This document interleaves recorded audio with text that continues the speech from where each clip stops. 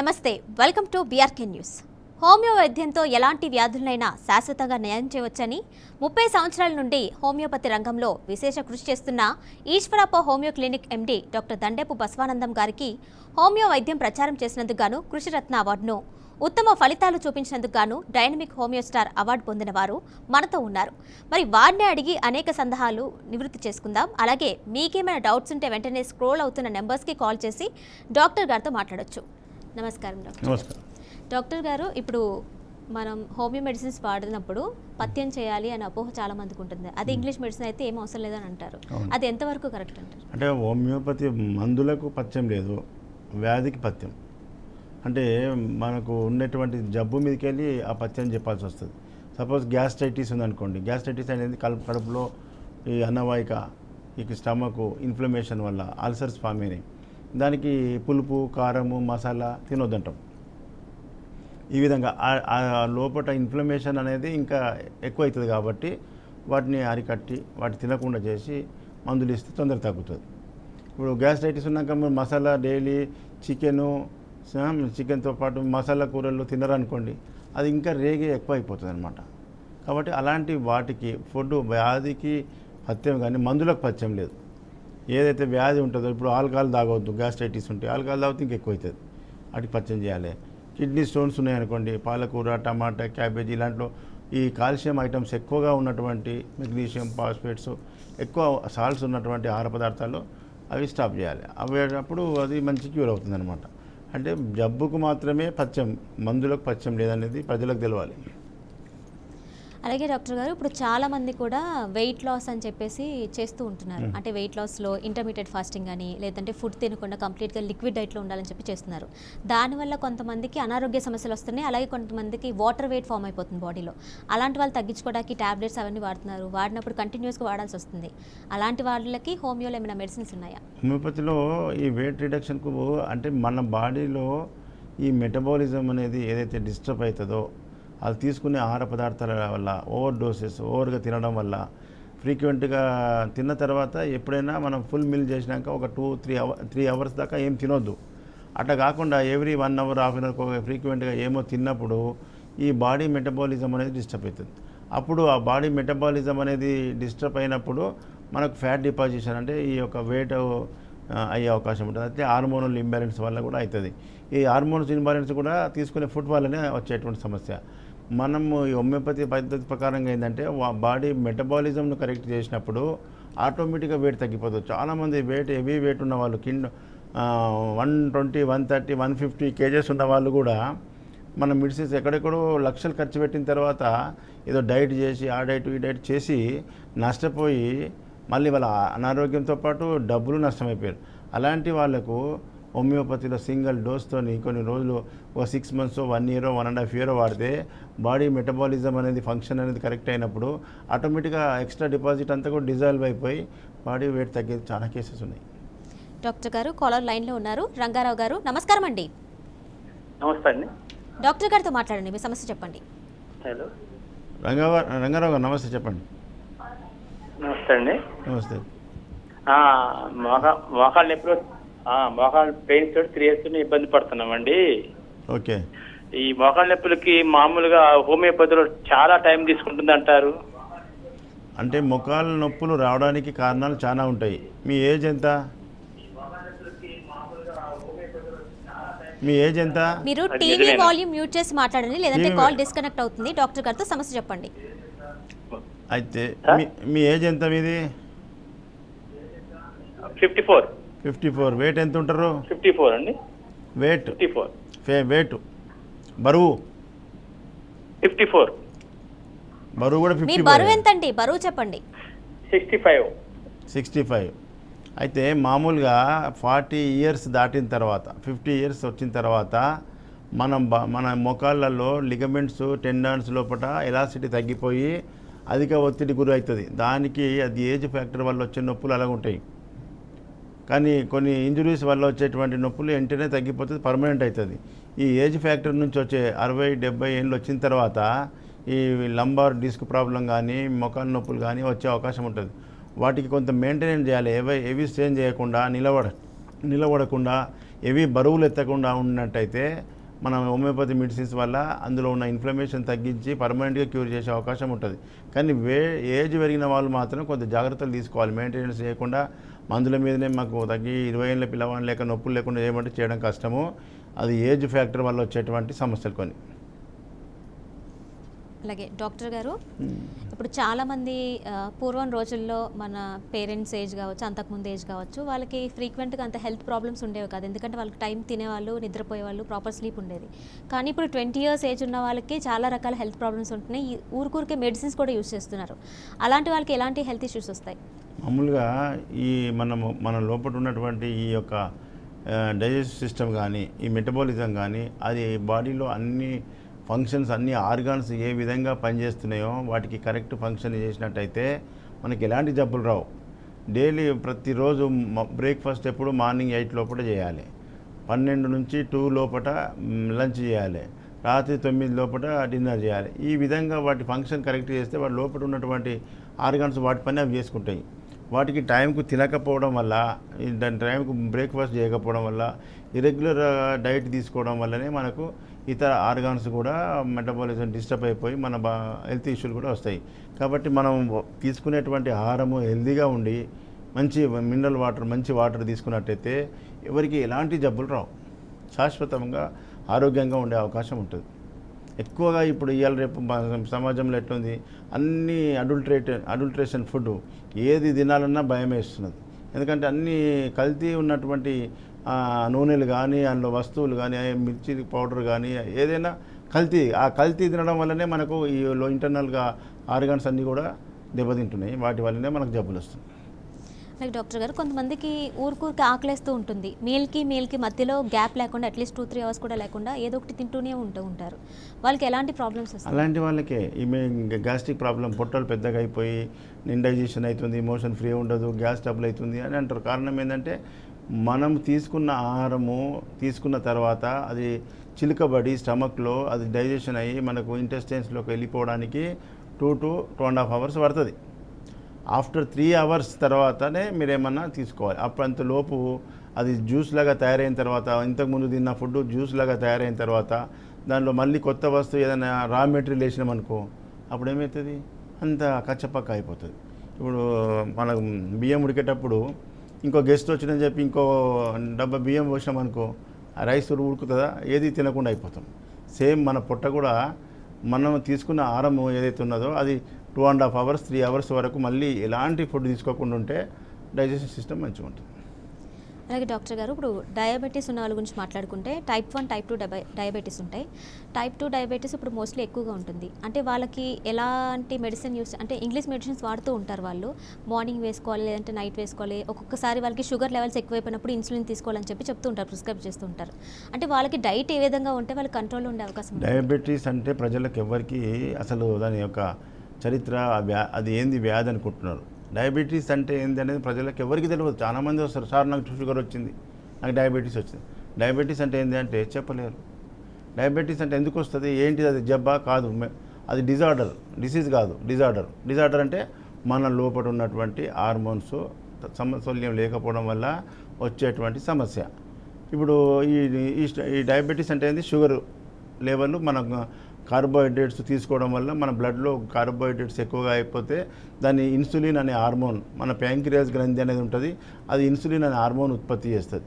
ఆ హార్మోన్ ఉండడం వల్ల మన కార్బోహైడ్రేట్ను గ్లూకోజ్గా మార్చి మన బాడీని సమానంగా ఉంచుతుంది. అయితే ఈ సైంటిఫిక్గా ప్రజలకు తెలియదు. డాక్టర్లు నీకు షుగర్ వచ్చిందనగానే భయంలో పడిపోతారు, టాబ్లెట్ మింగిపో, ఒక్కసారి వచ్చిందంటే ఇక లైఫ్ లాంగ్ మింగుతూనే ఉంటారు. అంటే డయాబెటీస్ 2 రకాలు, insulin dependent, non insulin dependent. Insulin dependent అంటే ఇన్సులిన్, అది మన బాడీలో ఉన్నటువంటి ప్యాంక్రియాస్ చెడిపోయి ఇన్సులిన్ మీదనే ఉండేటువంటి దాన్ని ఇన్సులిన్ డిపెండెంట్. నాన్ ఇన్సులిన్ అంటే టాబ్లెట్స్ మీద కంట్రోల్ చేస్తారు. అంటే ప్యాంక్రియాస్ కొంత హార్మోన్ రిలీజ్ చేస్తుంది. ఎప్పుడైతే మన ఇంటర్నల్గా ఉండేటువంటి గ్రంథులు ఏవైతే వాటిని ఎండోక్రైన్స్ అంటారు. ఎండోక్రైన్స్లో ఒక ముఖ్యమైనటువంటి గ్రంథి ప్యాంక్రియాస్. ఆ ప్యాంక్రియాస్ గ్రంథి యొక్క బీటా సెల్స్ ఇన్సులిన్ అనే హార్మోన్ ఉత్పత్తి చేస్తుంది. ఆ హార్మోన్ ఉత్పత్తి లేకపోవడం వల్లే మనకు ఈ కార్బోహైడ్రేట్స్ ఎక్కువగా మన బ్లడ్లో పెరిగిపోతే దాన్ని షుగర్ అంటున్నాం. దానికి మీరు ఎక్స్టర్నల్గా అలోపతిలో టాబ్లెట్స్ కావచ్చు, ఇన్సులిన్ కూడా కావచ్చు, టైప్ 2 కూడా insulin injections.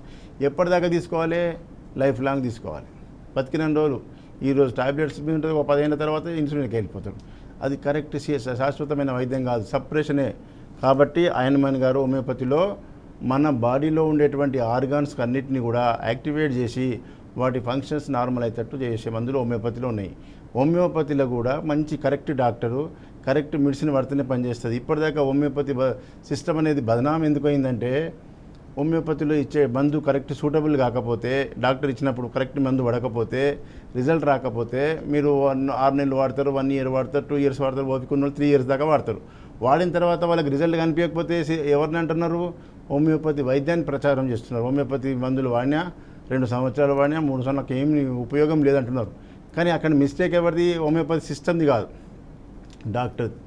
Doctor correct diagnose చేసి ఆ యొక్క వాళ్ళ సిమ్టమ్స్ టోటాలిటీ ఆఫ్ సిమ్టమ్ మీద మందు ప్రయోగం చేసినట్టయితే 24 అవర్స్ నుంచి మీకు విత్ ఇన్ 6 మంత్స్లో 1 ఇయర్లో వాళ్ళ యొక్క బాడీ యొక్క ఇమ్యూనిటీ బట్టి, వాళ్ళ యొక్క ఏజ్ బట్టి 1 ఇయర్ లోపల డయాబెటీస్ని ఎంతోమంది తగ్గించిన.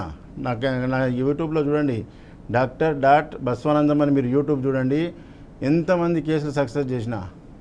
చిన్న ఇవాళ కూడా ఒక పిల్లవాడు వచ్చిండు, చిన్న ఏజు, 10 ఏళ్ళ పిల్లవానికి ఇన్సులిన్ డిపెండెంట్. గత 6 నెలల నుంచి నేను ట్రీట్మెంట్ ఇస్తున్నా. పిల్లవాడు అప్పుడు నీరసంగా ఉంటుండే, ఇట్లా హుషారుగా ఉండకపో, యాక్టివ్గా ఉండకపో, పిల్లవాడు ఆడకపోతుండే సార్ అంటారు పేరెంట్స్. ఇప్పుడు మన మందులు వాడిన తర్వాత బాడీలో యాక్టివిటీస్ పెరిగినాయి, ఇన్సులిన్ కూడా డోసెస్ తగ్గించడం. బాబుకు అప్పుడు యూరిన్ ఫ్రీక్వెంట్గా హాఫ్ అన్ అవర్కి ఒకసారి 15 నిమిషాలకు ఒకసారి వస్తుండే, ఇప్పుడు అంత యూరిన్ లేదు, అపిటైట్ కూడా మంచిగా ఉంది, మౌత్ డ్రైనెస్ ఉంటుండే, అవన్నీ తగ్గినాయి సార్ అని పేరెంట్స్ హ్యాపీ అవుతున్నారు. ఇది శాశ్వతమైన వైద్యం. దీనికి సంవత్సరం కానీ 2 సంవత్సరాలు కానీ శాశ్వతంగా తగ్గిపోతుంది. ఈ ఇన్సులిన్ అనేది ఉత్పత్తి అయ్యేటట్టు బాడీలో ఈ ఎండోక్రైన్స్లో ఉన్నటువంటి గ్లాండ్స్ అన్నీ కూడా యాక్టివేట్ అవుతాయి. ఇప్పుడు థైరాయిడ్ అంటే కూడా ఒక గ్రంథి, ఎండోక్రైన్స్లో థైరాయిడ్ కూడా ఒక గ్రంథి. ఇది ఇక్కడ ఉంటుంది థైరాయిడ్. ఈ బటర్ఫ్లై షేప్లో ఈ గొంతుకు ఇట్లా 2 రిబ్బలు ఉంటాయి, దాన్ని థైరాయిడ్ అంటాం. ఈ థైరాయిడ్ అనే హార్మోన్ కూడా లోపం వచ్చిందని చెప్పి ఈ మధ్యకాలంలో అందరికీ థైరాయిడ్ టెస్ట్ చేపిస్తూ నీకు థైరాయిడ్ వచ్చింది, thyroid tablet మింగిపో, 25 mg, 100 mg, 50 mg, 150 mg దాకా మింగిపిస్తారు. ఎప్పటిదాకా మింగాలి? జీవితాంతం మింగాలి. అది మింగినప్పుడు థైరాయిడ్ తగ్గడం, మళ్ళీ వదిలిపెట్టేస్తే మళ్ళీ లేవడం. ఇదేం ట్రీట్మెంట్? ఇది శాశ్వతం కాదు కదా. అప్పుడే 250 ఏళ్ళ కిందనే డాక్టర్ శామ్యూల్ యానిమాన్, ఫౌండర్ ఆఫ్ హోమియోపతిని వైద్య విధానంలో అయినటువంటి శామ్యూల్ యానిమాన్ గారు అప్పుడే విరక్తి వచ్చింది ఆయనకి వైద్య విధానం మీద, అలోపతి మీద. ఏ వ్యాధి చక్కగా పూర్తిగా నయమైతే లేదు, అన్నిటిని సపరేట్ చేయడమే కానీ దాన్ని మూలాలను తీస్తలేదు అనేది విరక్తి వచ్చి ఆ వైద్యం వదిలిపెట్టి రీసెర్చ్ చేసి హోమియోపతి వైద్యాన్ని 1796లో కనిపెట్టిండు యానిమాన్ గారు. యానిమాన్ సిద్ధాంతం ప్రకారంగా మందులు ప్రయోగం చేస్తున్నాం, 100% సక్సెస్ఫుల్. Thyroid permanent cure. నా దగ్గరికి రోజు ఎంతోమంది వస్తుంటారు, థైరాయిడ్ వచ్చింది సార్ అని. అరే థైరాయిడ్ అంటే ఏందమ్మా? చెప్పదు. హార్మోన్స్ ఏడుంటారని కూడా తెలియదు కొంతమందికి. మరి ఇది మింగమంటే మింగుతూనే ఉన్నాం లైఫ్ లాంగ్. ఎట్లా? అవగాహన ఉండాలి వైద్యం పట్ల, మన ఆరోగ్యం పట్ల. ప్రజలకు రాజకీయం గురించి ఎక్కువ తెలుస్తుంది, రాజకీయం గురించి మాట్లాడతారు, కానీ ఆరోగ్యం విషయంలో జీరో నాలెడ్జ్. థైరాయిడ్ అంటే ఏంది, ఏం పని చేస్తుంది, ఎక్కడి నుంచి వస్తుంది, అది ఎట్లా శాశ్వత పరిష్కారం అనేది తెలుసుకోవాలి. హోమియోపతిలో థైరాయిడ్ సంబంధించిన డ్రగ్స్ మంచి మెడిసిన్స్ ఉన్నాయి. దాన్ని ప్రయోగం చేస్తే గ్లాండ్ యాక్టివేట్ అవుతుంది, నార్మల్ హార్మోన్ రిలీజ్ అవుతుంది. అది ఎక్కువ ఫీమేల్స్లో ఈ థైరాయిడ్ ప్రభావం అంతా కూడా ఈ సంతానోత్పత్తి మీద, యూట్రస్ మీద, హార్మోన్స్ మీద పనిచేస్తుంది. కాబట్టి అది కంపల్సరీ. ఇలాంటి వాళ్ళకు సంతానం లేక ఎంతోమంది వచ్చారు నా దగ్గర. బయట లక్షలు ఖర్చు పెట్టి IVF, IUI చేయించుకొని సింగిల్ డోస్తో ఒక 1-2 మంత్స్లో ప్రెగ్నెన్సీ వచ్చిన ఉన్నారు, 1 ఇయర్లో ప్రెగ్నెన్సీ సక్సెస్ అయిన ఉన్నారు. హార్మోన్స్ కోసం ఎన్నో ఇంజెక్షన్స్ లక్షలు ఖర్చు పెడుతున్నారు. ఎందుకు కారణం? అవగాహన లేకపోవడమే, సబ్జెక్ట్ నాలెడ్జ్ లేకపోవడమే. వాళ్ళు ఏది చెప్తుంది వినడము, IVF, IUI. దానివల్ల బాడీ ఇంత పెద్దగా అయితే హార్మోన్ ఇంజెక్షన్ డైరెక్టివ్ వరకల ఇలాంటి సైడ్ ఎఫెక్ట్స్ చాలా ఉంటాయి. హోమియోపతిలో సింగిల్ డోస్తోనే అద్భుతంగా ట్రీట్మెంట్ చేయవచ్చు. హోమియోపతిలో ప్రతి ఇంటర్నల్ గ్లాండ్స్ మీద పనిచేస్తుంది హోమియోపతి. కాబట్టి ప్రజా చైతన్యం కోసమే ఈ లైవ్ ప్రోగ్రామ్ చేయడం జరుగుతుంది. ఇప్పుడే HMTతో మాట్లాడొచ్చిన HMT లైవ్. ఇప్పుడు BRK వాళ్ళు కూడా మనకు చాలా రోజుల నుంచి మా ప్రేక్షకులకు కూడా హోమియోపతి క్లాసెస్ చెప్పాలి, హోమియోపతి మీద అవగాహన నడిపించాలని మన MD గారు చెప్పడం వల్ల రావడం జరిగింది. ప్రజలారా, హోమియోపతిలో అద్భుతమైన ట్రీట్మెంటు. ఎక్కడైనా హోమియోపతిలో మార్పు లేదంటే నువ్వు డాక్టర్ని మార్చుకో, అంతేగాని హోమియోపతి వాడిని తక్కువగా లేదని హోమియోపతిని అనొద్దు. హోమియోపతి పవర్ఫుల్ AK-47 గన్, దాన్ని యూజ్ చేసే గన్ మ్యాన్ కొంచెం ఉండాలి. అట్లాగే డాక్టర్ హోమియోపతిలో కరెక్ట్ డ్రగ్గు, కరెక్ట్ ప్రయోగం చేస్తే మీకు ఎలాంటి సమస్య అయినా శాశ్వతంగా నివారణ జరుగుతుంది. అందుకే ప్రజా చైతన్యం కోసమే ఈ లైవ్ ప్రోగ్రాం జరుగుతుంది. గత 10 సంవత్సరాల నుంచి కూడా నేను ఈ టీవీ ప్రోగ్రామ్స్లో మాట్లాడడం జరుగుతుంది. ప్రజల్లో చైతన్యం వచ్చింది, కానీ ప్రభుత్వంలో చైతన్యం వస్తలే. రాష్ట్ర ప్రభుత్వం కానీ సెంట్రల్ ప్రభుత్వం కానీ వాళ్ళు ఎందుకంటే ఈ వైద్యాన్ని తొక్కేస్తూనే ఉంటుంది.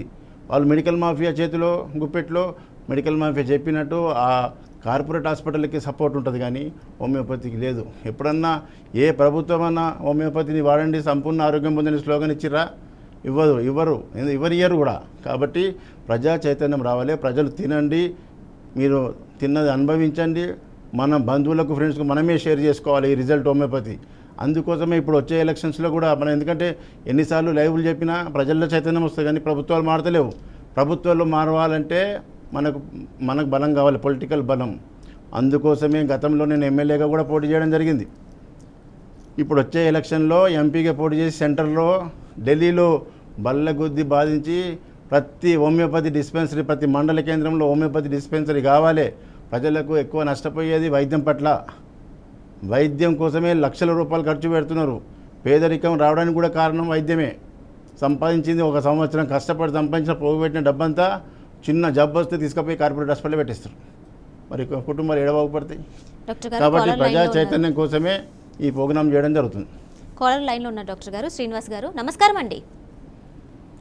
శ్రీనివాస్ గారు నమస్కారం.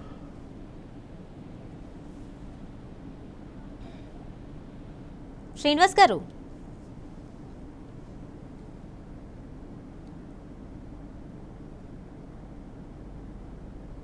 హలో. శ్రీనివాస్ గారు నమస్కారం అండి.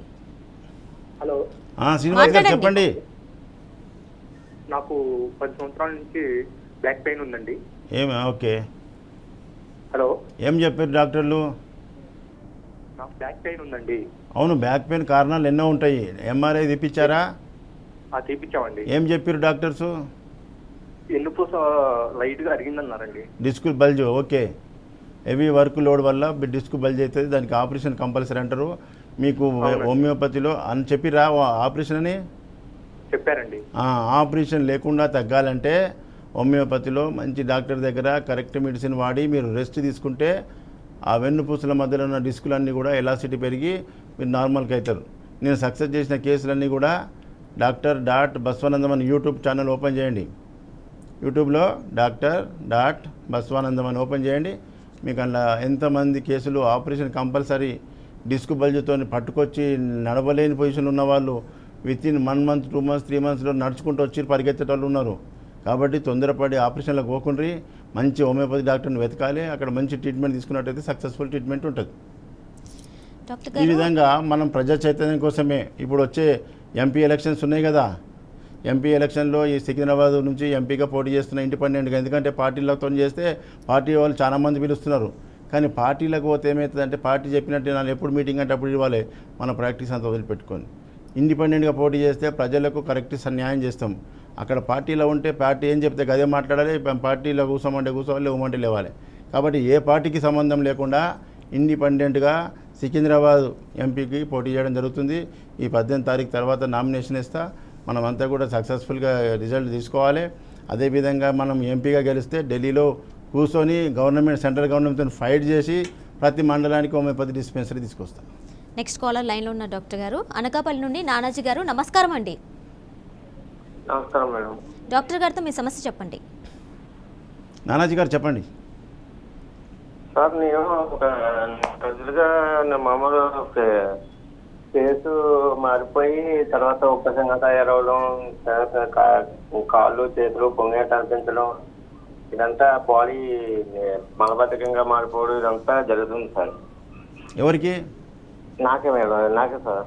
ఏం ప్రాబ్లం అని చెప్పారు? జరుగుతుందని వెళ్తే ఒక 10 days మందులు ఇచ్చిన తర్వాత టెస్ట్ పెట్టారు. నీ వాయిస్ ఒకసారి గట్టిగా స్పష్టంగా చెప్పరా డాక్టర్ గారికి మీ సమస్యని? థైరాయిడ్ టెస్ట్ పెట్టారు సార్. థైరాయిడా? థైరాయిడ్కు కాళ్ళ వాపు. నీ వయసు ఎంత? నాకు 33 సార్. నీ వయసు ఏజ్ ఎంత? 33 సంవత్సరాలు. 33 సార్. ఓకే, 33 years అయితే చిన్న ఏజే. థైరాయిడ్ హార్మోన్ నీకేం డిస్టర్బ్ చేయదు. మీరు థైరాయిడ్ హార్మోన్ టాబ్లెట్స్ కొంతమందికి పడవచ్చు, పడకపోవచ్చు. అలాంటిది కాకుండా హోమియోపతిలో థైరాయిడ్కు కరెక్ట్ మెడిసిన్ పడితే విత్ ఇన్ డేస్లో నార్మల్కి వస్తుంది. ఆ గ్లాండ్ యాక్టివేట్ అవుతుంది, మంచి నార్మల్ ఫంక్షన్ చేస్తుంది. మీరు తొందరపడి అలోపతి మందులు ఎక్కువ వాడి ఎక్కువ రోజులు వాడి సైడ్ ఎఫెక్ట్ తెచ్చుకోకుండా మీరు అనకాపల్లి అంటున్నావా? ఇప్పుడు విజయవాడ నాకు విజయవాడ బ్రాంచ్ ఉన్నది తెలుసా మీకు? డాక్టర్ బసవానందం నా గురించి తెలుసా? అది ఇప్పుడే యాడ్ చూస్తున్నాను సార్, చూసి ఇప్పుడే కాల్ చూస్తున్నాం. చేస్తాను. గత 10 సంవత్సరాల నుంచి హెచ్ఎంటీవీలో మాట్లాడుతున్నా. మన ఏపీలో కూడా మన బ్రాంచెస్ ఉన్నాయి. ముఖ్యంగా ఏపీ ప్రజలంతా కూడా నోట్ చేసుకోండి. ప్రతి నెల మొదటి గురువారం విజయవాడ, ఇప్పుడు 4వ తారీఖు ఏప్రిల్ అయిపోయింది. 2వ గురువారం ప్రతి నెల గురువారంలో ఏపీకి వస్తున్నా. 2వ గురువారం 11 తారీఖు వస్తుంది, రాజమండ్రి వస్తున్నా. Anand regency hotel Anand Regency Jampeta. ప్రతి నెల 3వ గురువారం విశాఖపట్నంలో దాబా గార్డెన్ హోటల్ చంద్ర. అదేవిధంగా ప్రతి నెల 4వ గురువారం తిరుపతిలో హోటల్ మినర్వా గ్రాండ్.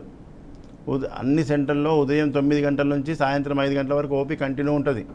మీరు ఫోన్ చేసి డైరెక్ట్గా మీరు రావచ్చు, అపాయింట్మెంట్ అడగవద్దు. అపాయింట్మెంట్ అంటే సీరియల్ నెంబర్ ఎక్కువ ఉంటే చాలా మంది ఉంటారు కాబట్టి మన పర్సనల్ నెంబర్లు ఇక్కడ పక్కకు ఉన్నాయి. ఈ పర్సనల్ నెంబర్ డాక్టర్ నెంబర్లన్నీ మీరు నోట్ చేసుకోండి. మీరు వచ్చే ముందు మొదలే ఇంటిమేషన్ ఇచ్చి మేము వస్తున్నామని చెప్పి డైరెక్ట్ ఏ సెంటర్ దగ్గర ఉంది. విజయవాడ అయితే hotel Manorama, Rajahmundry hotel Anand Regency Jampeta, Visakhapatnam dhaba Garden hotel Chandra, అదేవిధంగా తిరుపతి మినర్వా గ్రాండ్ తిరుపతి. ఈ సెంటర్లో ఎవరికి ఏది దగ్గర ఉందో ఆ సెంటర్లో మీరు విజిట్ చేసి ఫోన్ నెంబర్తో మీరు ఫోన్ చేసి మీరు డైరెక్ట్ వచ్చిన తర్వాత సీరియల్ నెంబర్ తీసుకొని మీరు ట్రీట్మెంట్ తీసుకోవచ్చు. డాక్టర్ గారు మా స్టూడియోకి వచ్చి మాకు మా ప్రేక్షకులకు కూడా అనేక డౌట్స్ని క్లారిఫై చేసినందుకు నమస్తే అండి. Thank you. సో చూసారు కదండి, ఇది వాటి స్పెషల్ ప్రోగ్రామ్. మరో ఎపిసోడ్లో మళ్ళీ కలుద్దాం. అంతవరకు చూస్తూనే ఉండండి బీఆర్కే న్యూస్.